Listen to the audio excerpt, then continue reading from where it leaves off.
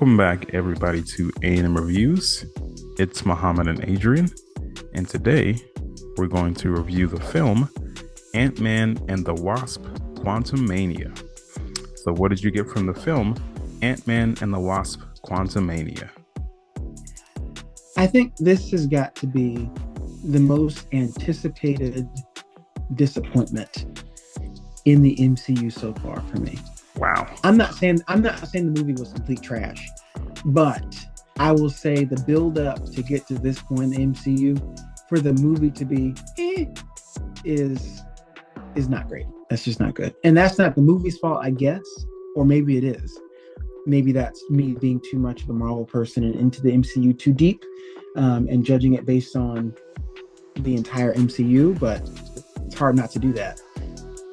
In a movie where the part of the title has nothing to do really with the Ant-Man, but the quantum realm and Quantumania. So, yeah, that is a general feeling over it. I mean, it's just something we've always wanted. We've wanted Kang for so long, get the Loki series, and then we've seen the quantum realm bits and pieces, and then we're in the quantum realm, and this is what we got.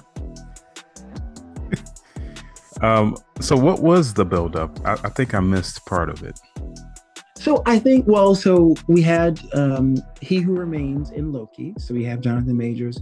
We know there's a bunch of different kinds of Kangs. We know Kang the Conqueror is coming as we meet him in this movie.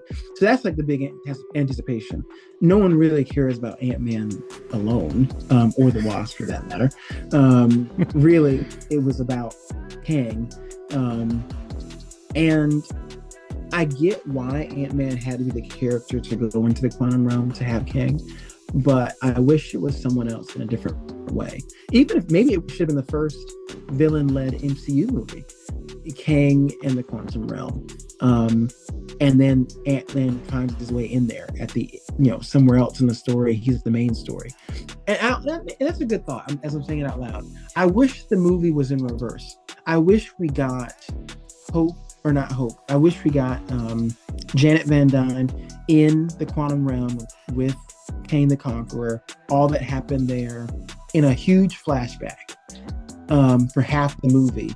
And then maybe we get Ant-Man and them get sucked back in, and we can cut out 60% of the movie that we actually saw, and it probably would have been a better movie.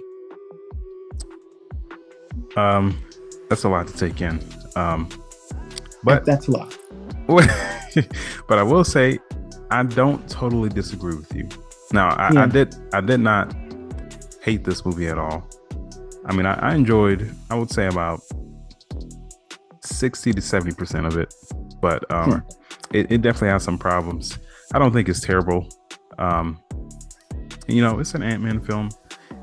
I don't think it's as many jokes as it normally has, No, it went the reverse of Thor and got more serious with each movie. Yeah, which is fine, but I think Jonathan Majors as Kang the Conqueror definitely delivered. He is Kang the Conqueror for me. I think that was great. Yeah, he's definitely that character, and I can't wait to see more of him. And we saw, so many Kang the Conquerors in this film. And I think the general audience does like him too, so far. But maybe not this movie. But there were some people that came back that kind of ruined some of the fun of the movie for me. Okay. We'll talk about it later. But a certain character comes back from a previous film that that ruined it.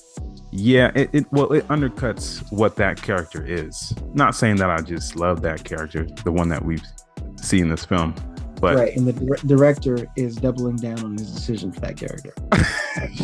It's way less menacing. I'm like, this has got to be a huge joke right here. Yeah, it looks so stupid. I mean, he looks stupid just in general, but it didn't make it any better.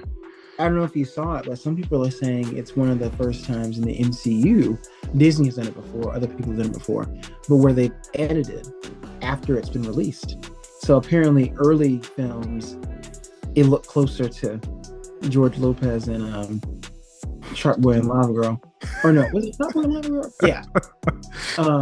That's funny. And in newer films, it looks in newer releases or later releases rather, it looks a little more detailed. But yeah, we got George Lopez. Almost spitting image, which I did not realize till I saw a video about that. I was like, oh my god, we've been before, like 20 years. And it looks the same. Yeah, it looks just. I don't know if that means Spy Kids looks great or this looks awful. I think this doesn't look good. Thanks for watching. And if you would like to be featured on our podcast, make sure to click the link in the description.